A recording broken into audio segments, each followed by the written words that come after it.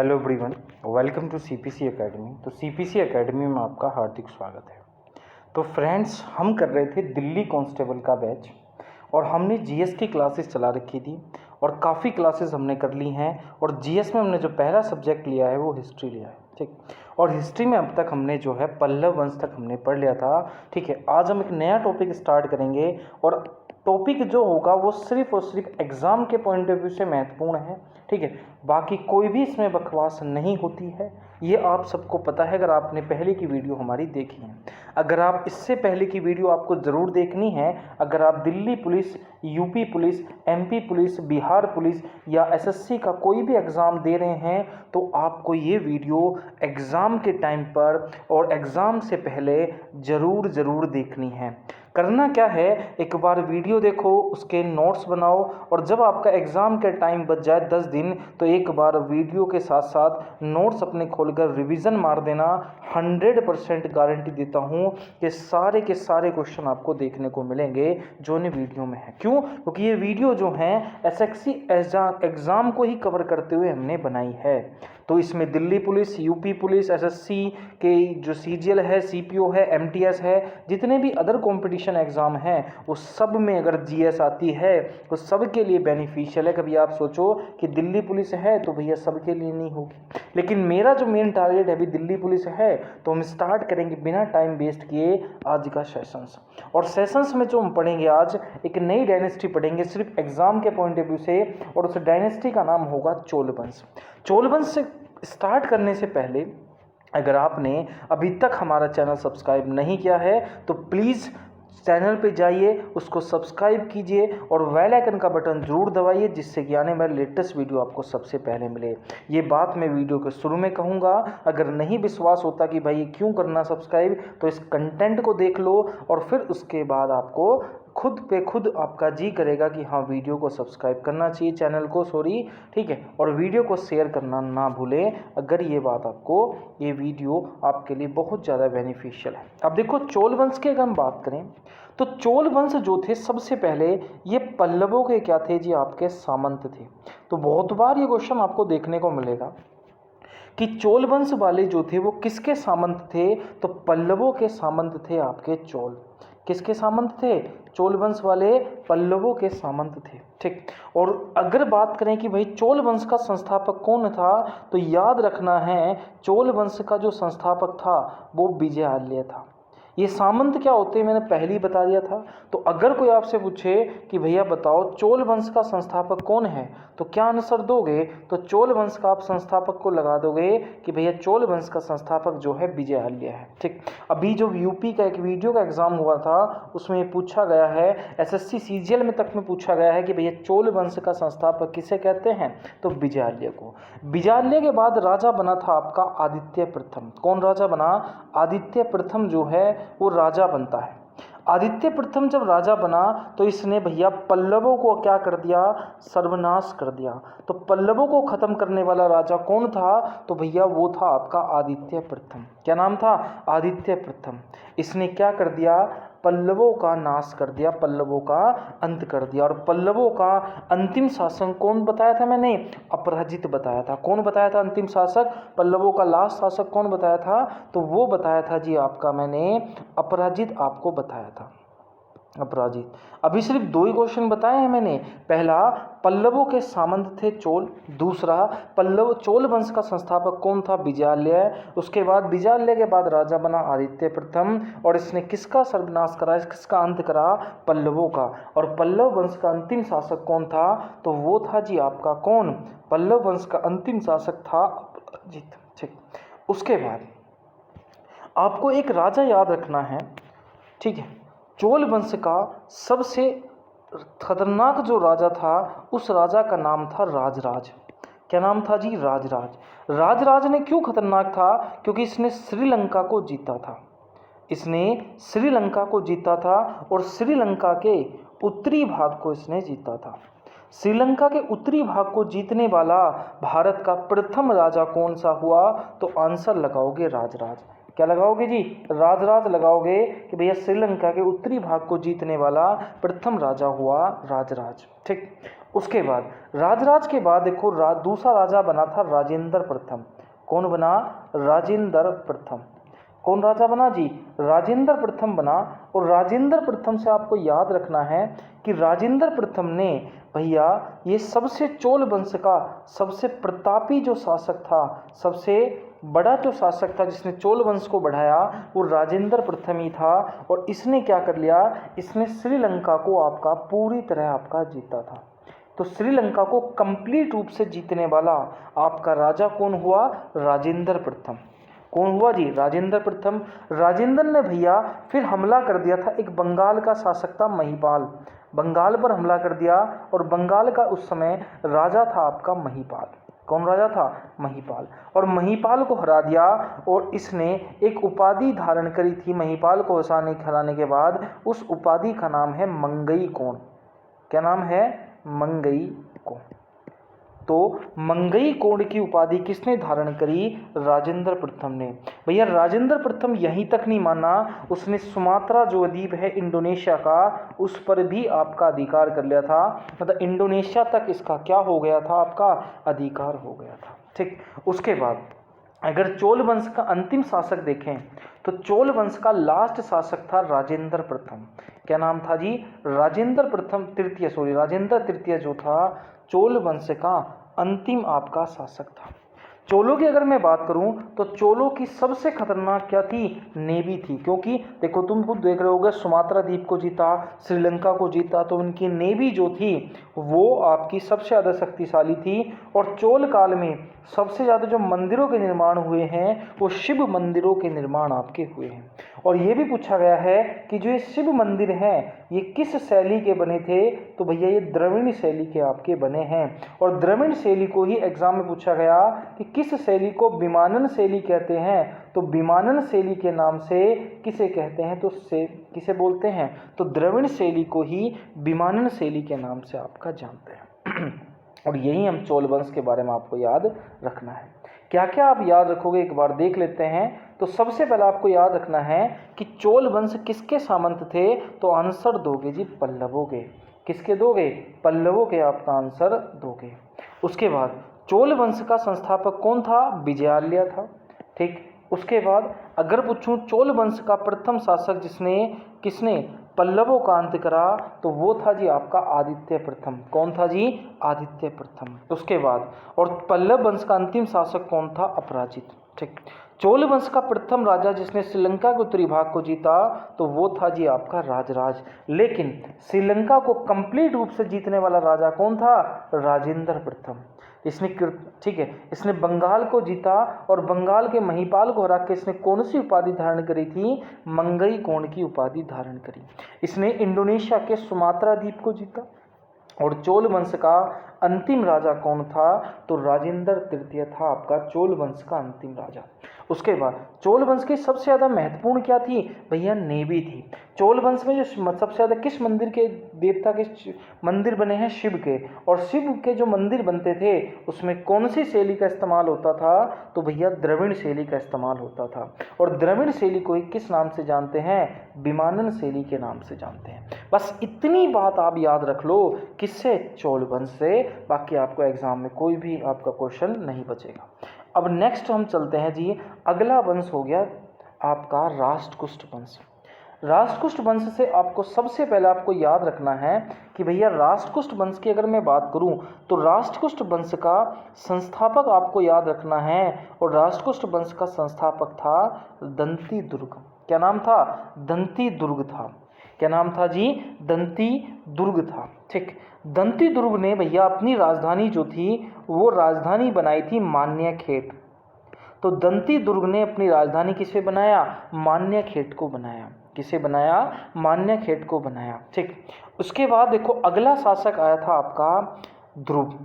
और ध्रुव में एक युद्ध चल रहा था, त्रिपक्षीय युद्ध जो पल्लवों के बीच में था। ध्रुव जो है त्रिपक्षीय युद्ध में जो है आपका 3 पक्षों में जो युद्ध चल रहा था उसमें पार्टिसिपेट करता है आपका कौन, ध्रुव।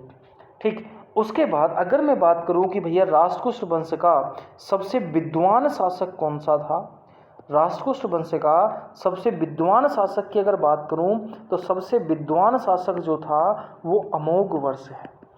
तो राष्ट्रकूट वंश का सबसे विद्वान शासक जो है वो अमोघ वर्ष है, और इस अमोघ वर्ष को कविराज के नाम से भी जानते हैं।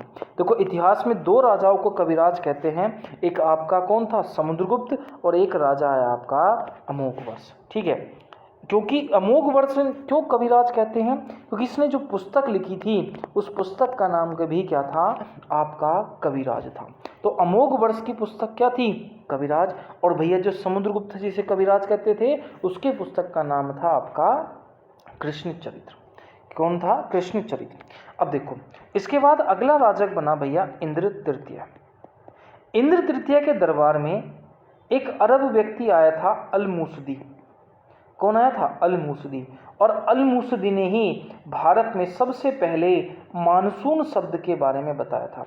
तो भारत में सबसे पहले जो मानसून शब्द की व्याख्या करी है वो किस व्यक्ति ने करी है, तो भैया अलमूसदी ने ही आपकी करी है।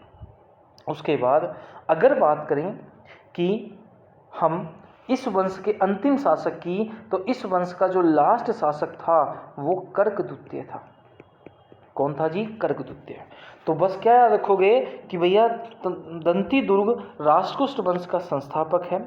इसने अपनी राजधानी मान्यखेड़ बनाई। ध्रुव ने त्रिपक्ष युद्ध में भाग लिया, ठीक है, और उसके दरबार में एक विद्वान रहता था जो अगला शासक है, जो राष्ट्रकूट वंश का सबसे विद्वान शासक था, अमोघ वर्ष। अमोघ वर्ष की पुस्तक का नाम कविराज, ठीक है। और कविराज के बाद राजा बना था इंद्र तृतीय, और इंद्र तृतीय के दरबार में कौन आया था, अलमूसदी। और अलमूसदी ने किस शब्द की व्याख्या करी थी, आपकी मानसून की। और दूसरी चीज क्या है कि कर्कद्वितीय जो है वो राष्ट्रकूट वंश का आपका कैसा शासक है, तो भैया अंतिम शासक है राष्ट्रकूट वंश का। ठीक, उसके बाद हम अगला वंश पढ़ने जाने हैं पाल वंश।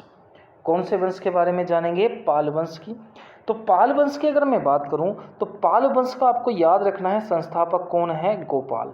इससे एग्जाम में अगर क्वेश्चन पूछे जाते ना तो वो प्रथम राजा या अंतिम राजा से ही पूछे जाते हैं। तो पाल वंश का संस्थापक कौन था, भैया गोपाल था, और इसने अपनी राजधानी बनाई थी मुंगेर। तो पाल वंश की राजधानी क्या हुई, मुंगेर हुई, ठीक है। और इसने एक बिहार में एक ओदंतपुरी, कौन सा पुरी, ओदंतपुरी विश्वविद्यालय की स्थापना भी की है। तो एक बार ये क्वेश्चन पूछा गया एसएससी में कि ओदंतपुरी विश्वविद्यालय की स्थापना किसने करी, तो आप आंसर लगा दोगे गोपाल ने। जो पाल वंश का क्या है, आपका अंतिम संस्थापक है, और इसने अपनी राजधानी क्या बनाई थी, क्या बनाई थी जी, मुंगेर बनाई थी। अगला शासक आता है आपका देवपाल। कौन आता है, देवपाल। देवपाल ने जो है राजधानी मुंगेर रखी, लेकिन इसके दरबार में एक व्यक्ति आया था, एक अरब यात्री आया था, सुलेमान। तो सुलेमान किसके दरबार में आया, तो ये आया था आपका देवपाल के। तीसरी चीज आपको याद रखनी है कि सुलेमान तो आ गया, इसने बंगाल में रुहेमा शब्द को संबोधित करा था। तो रुहेमा शब्द को संबोधित किसने करा, तो देवपाल ने आपका करा था। उसके बाद अगर बात करें कि किसे पाल वंश का द्वितीय संस्थापक कहते हैं, मतलब जिसने सबसे ज़्यादा संस्थापक, मतलब जिसने पाल वंश को सबसे ज़्यादा बढ़ाया हो, तो पाल वंश को सबसे ज़्यादा बढ़ाने वाला शासक था आपका महिपाल।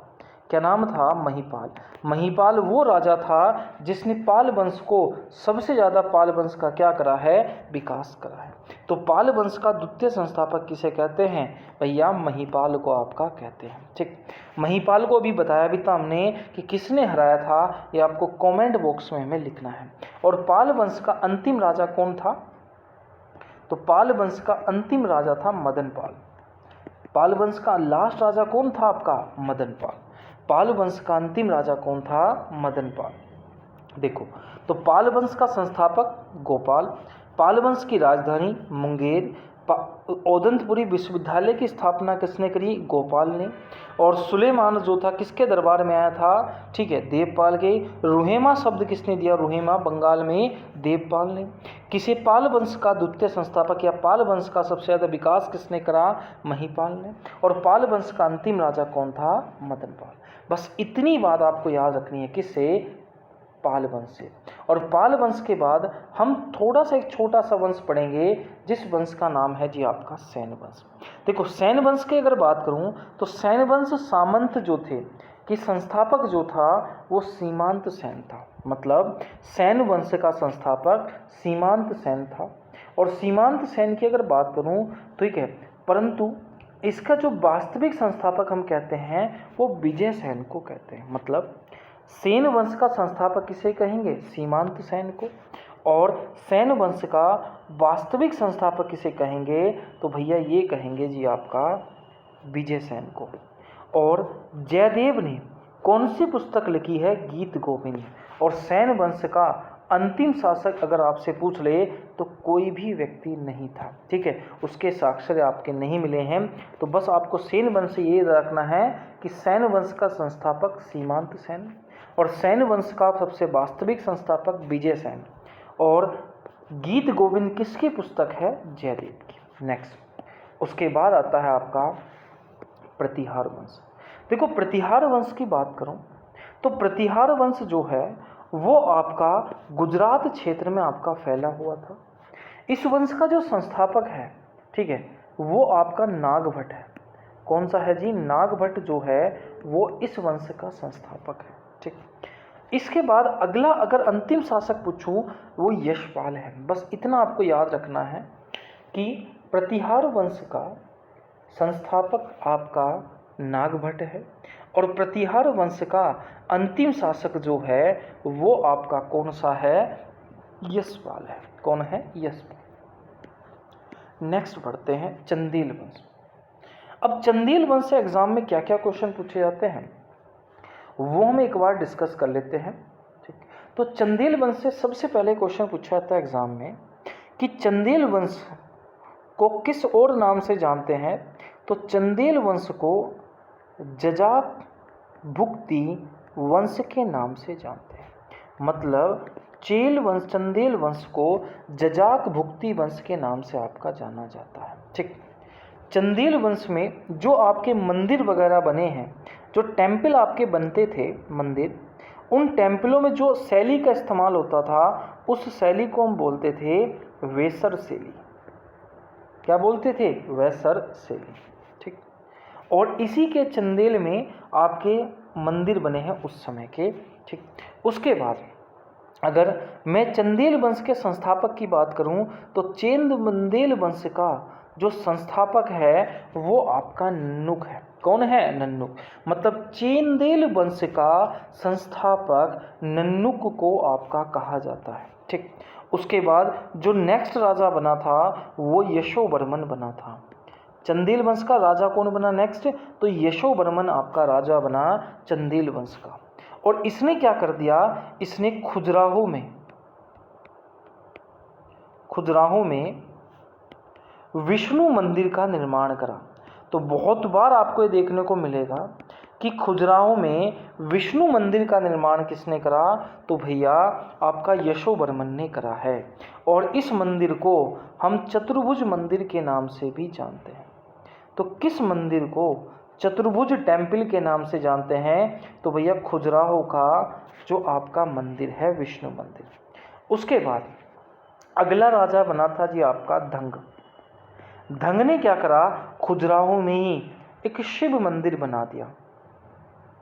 खजुराहो में एक शिव मंदिर बना दिया और इस शिव मंदिर को हम इस समय जो है वो कंदरिया मंदिर के नाम से आपका जानते हैं। किस मंदिर के नाम से? कंदरिया महादेव मंदिर के नाम से जानते हैं। और यहाँ पर क्या है? नंदी बैल की, जो शिव भगवान शिव है उनकी जो नंदी है, नंदी की मूर्ति है जो भारत की सबसे बड़ी मूर्ति है। तो भारत की सबसे बड़ी मूर्ति नंदी की वो कहाँ पर है? तो भारत की सबसे बड़ी नंदी की जो मूर्ति है वो भैया कंदरिया महादेव की में स्थित है, ठीक। उसके बाद अगर मैं पूछूं कि भैया इस वंश का लास्ट शासक कौन था? तो भैया इस वंश का लास्ट शासक था परिमार्दी। कौन था जी? परिमार्दी।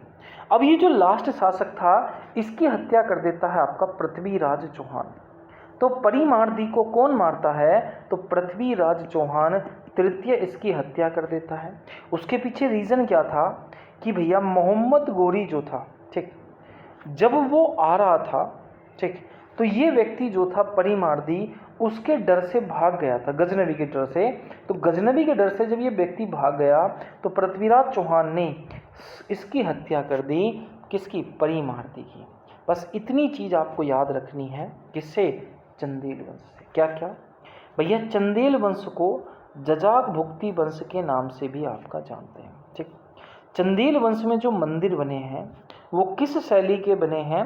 तो वैसर शैली के आपके बने हैं। चंदेल वंश का संस्थापक कौन है? नन्नुक है। चंदेल वंश का अगला शासक कौन है? यशोवर्मन। और यशोवर्मन ने खजुराहो में क्या बनाया? तो भैया विष्णु मंदिर का निर्माण करा, जिसे चतुर्भुज मंदिर के नाम से भी जानते हैं। उसके बाद राजा बना धंग।